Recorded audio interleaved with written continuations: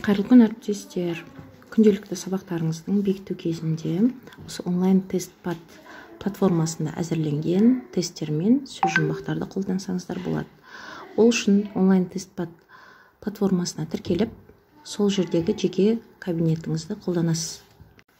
Тіркеуден өткеннен кейін сізде осылай кабинетіңіз дайын тұрады.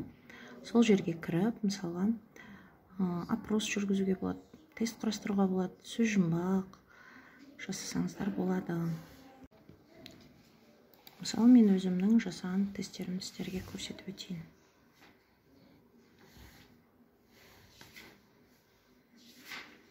Мысалы, мен 11-ші сыныптарға арналған 2 тест тапсырмасын құрастырдым. Біріншісі 11-ші сынып қазақ әдебиеті пәні бойынша тест тапсырмалары деп аталады.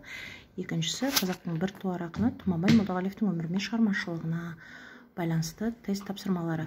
Яғни, осы бірінші тест тапсырманы мен бүгінгі сабағымда бекіту кезеңінде балаларға сілтемесін жібердім. Сілтемесі арқылы балалар кіріп, сол тестті тапсырып, өздерінің бағаларын алды. Мен балаларымның бағанағы тест бойынша алған балдары.